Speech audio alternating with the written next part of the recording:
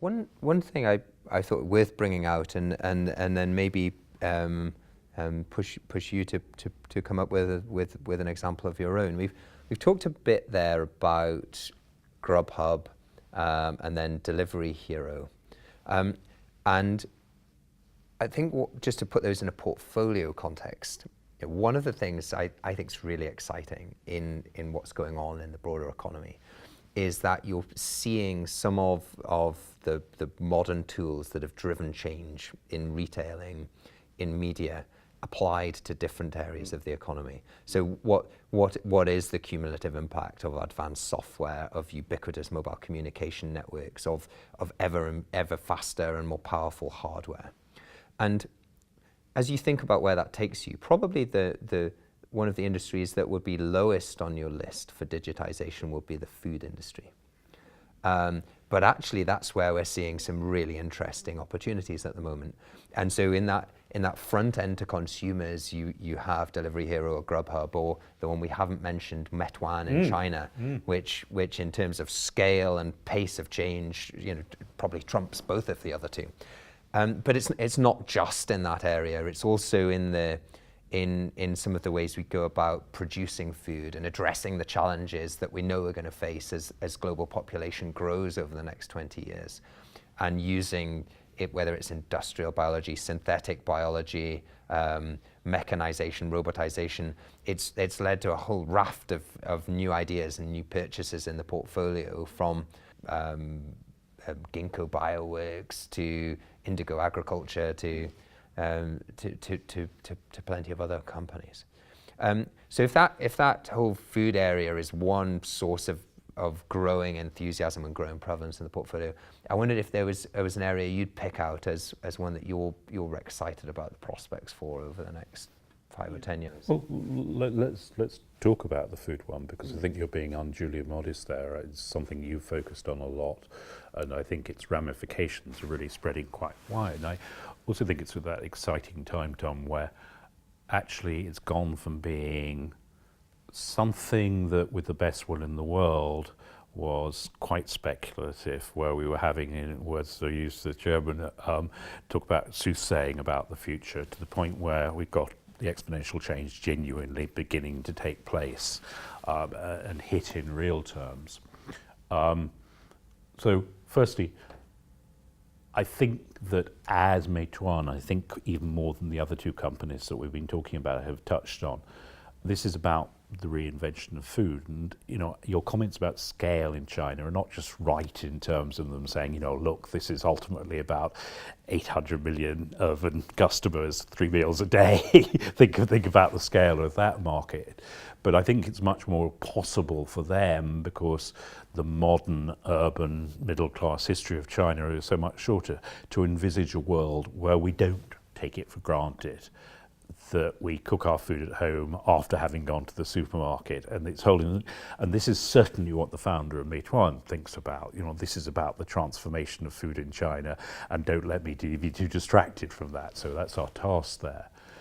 But I found what you'd urged me to go and see, for instance, at Indigo, absolutely fascinating from this point of view, because I think it is about absolute systemic transformation.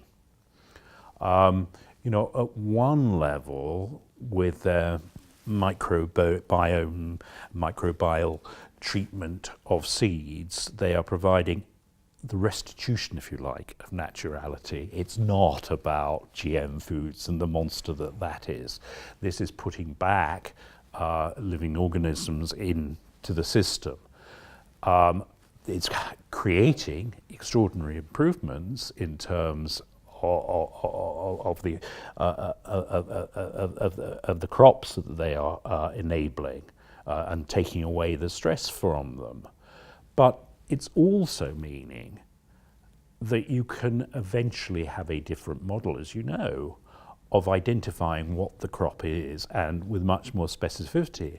So this whole dominance that we really live with for the last, 100 years approximately, of the big grain companies, the big fertilizer companies, the big biology companies is being eroded, and it's giving much more potential choice to both the growers and the customers as to where they are actually buying. And I think that is important. An example of, if you like, these processes of exponential change driving more individuality rather than less, as we've worried about in many of the big digital platforms so far.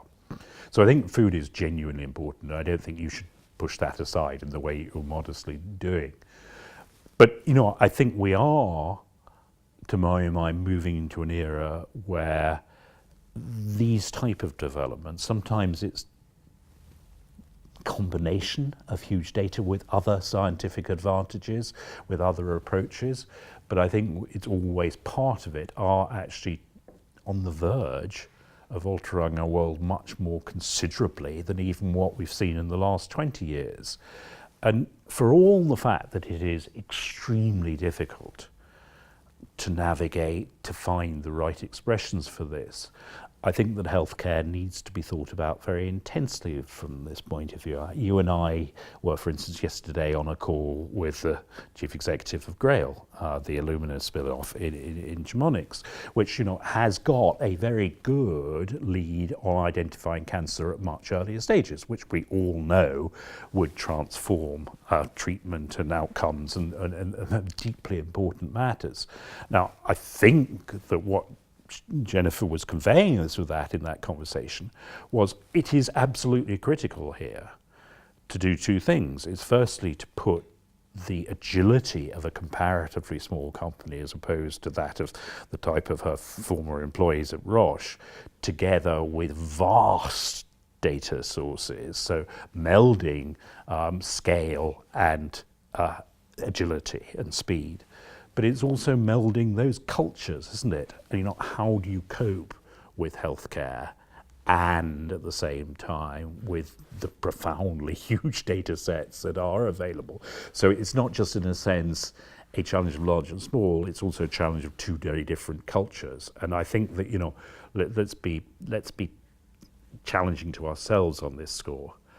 I think at the likes of Grail and Illumina, it is so far proving much more feasible to meld those two cultures and at the same time build the type of platforms that are analogous to what we've seen in the digital world thus far to address many different potential situations, many different illnesses in the future, going well beyond cancer in all probability. Now that's something I think we have to be honest and say that many of the smaller therapeutic companies, even though they're using revolutionary technologies such as immunology, are finding it just as much as a struggle as their traditional companies. So I think, you know, I would emphasize healthcare is critically important, but I think it will take a lot of thinking about what are the right ways and investment terms to do this. And, you know, I think we have to accept that there will be an error rate in return for the very extraordinary returns that we've discussed already.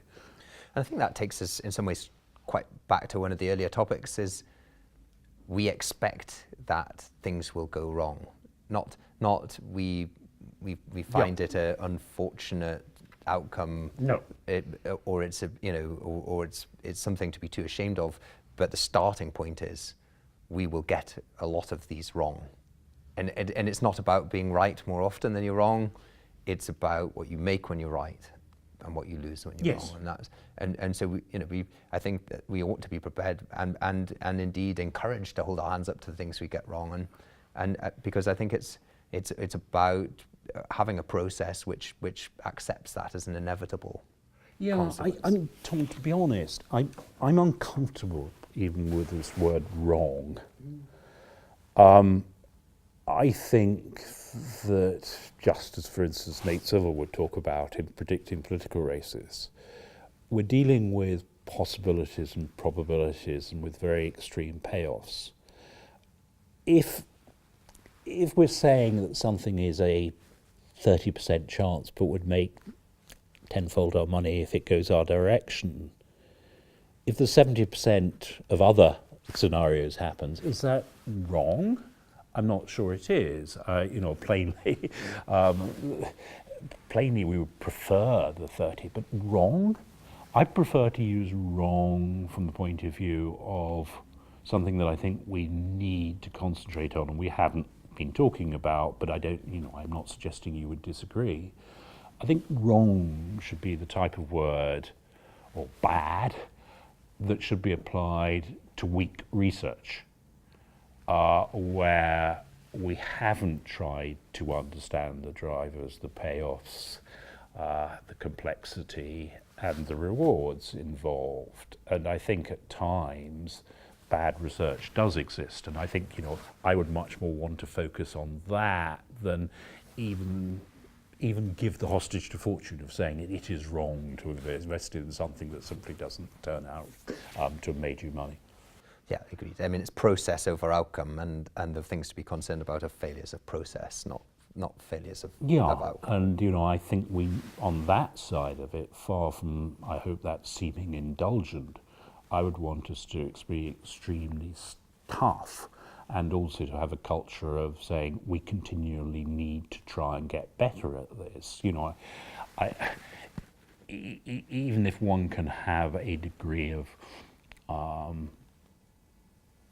satisfaction as to the last 10 years, I think we shouldn't be under any illusion that you don't have to keep moving on. And I think that moving on versus providing the patience that you've very clearly been talking about is one of the challenges of this. But I think we should never be satisfied at the caliber of our research.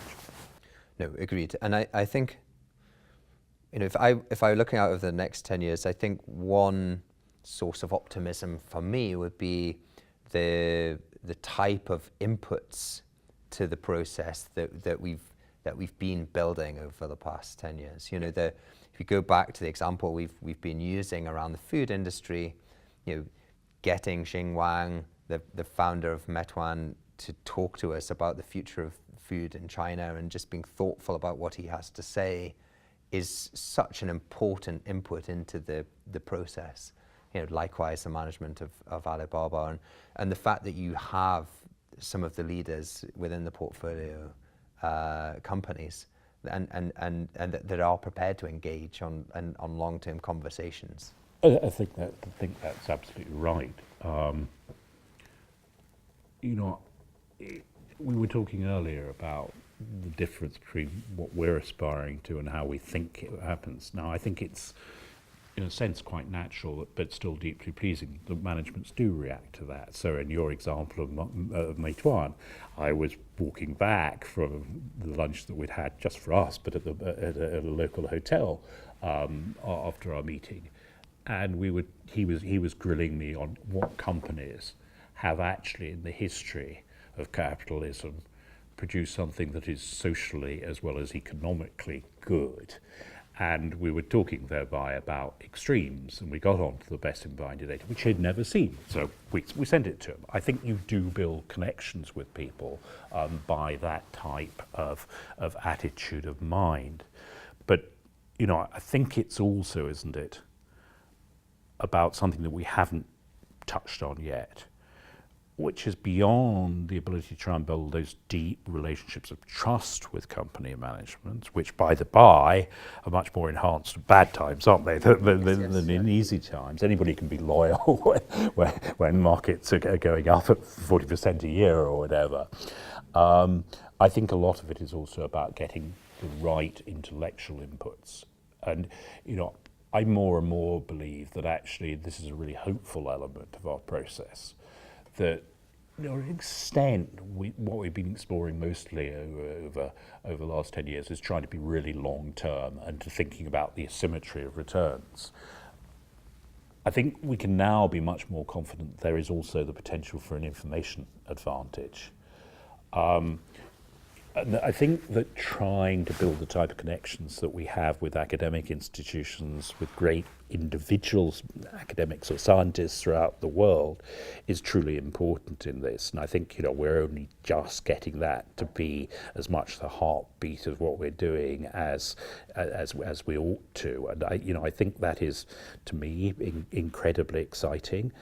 And, it's some degree, it's about the balance of inputs, this versus the daily economic ones. But I don't think it's even really that.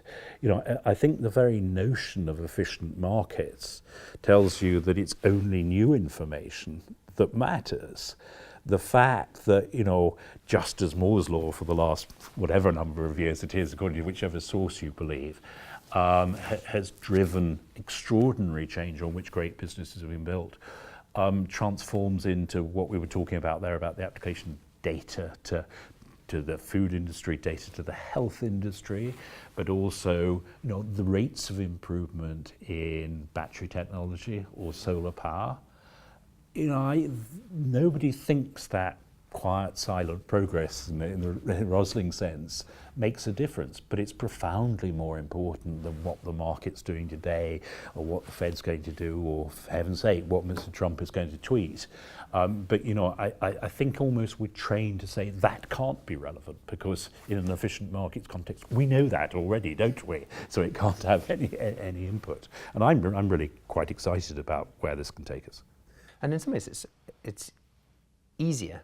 You're looking at some of these long-run, as you say, quietly progressing trends. And what's interesting is the compounding. It's if batteries get 5-7% more efficient each year, where does that take you in 5 years, in 10 years? And at no point in that progression is it going to attract a news headline because it's not exciting enough. But equally, it's predictable, and that's the value to the long-term investor, that you can look at some of these trends and actually say with a reasonable degree of confidence relative to other things. I think that's absolutely right. I mean, I may think your sum is cautious about the compounding rate, but it certainly makes the point. And absolutely, it's predictable, but it's also important, isn't it? So compare and contrast. If you told me, and you probably can, being a very clever person, what the Federal Reserve was going to do at each of its meetings for the next year, I still couldn't tell you what was going to happen in the stock market, whereas this is very directly going to have an impact. And I compare and contrast what you're saying there to what remarkably, the boss of BMW's development said only a week or two ago, claiming that it was impossible ever for battery cars to be better, more efficient, lower priced than internal combustion engine. Seems to me that that's just something we can say, as you're in a sense suggesting that that's just wrong. We do have this predictability in what we're dealing with, and the great importance of it. And that in a sense encapsulates some of the challenges that incumbents have when faced with some of these trends. It's that the incentive structures, control structures, expertise that has mattered in the past matters less in the future. That's dominated by software and connectivity and algorithms and networks. And it's extremely difficult for people that have thrived in the previous version of the world to change their habits, attitudes, incentives to cope with an entirely different operating environment. And that if we look at the change in retail or the change in media, it's not that companies have adopted new technology, have seen these sustaining innovations which have helped their businesses.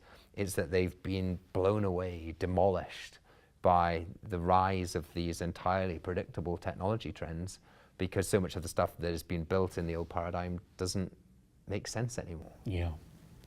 Well, I mean, to cite one academic who has been very helpful to us and who I think it's fair to say we've built a good relationship, Brian Arthur, about this. So we got him to look at one of our portfolios from a risk perspective recently.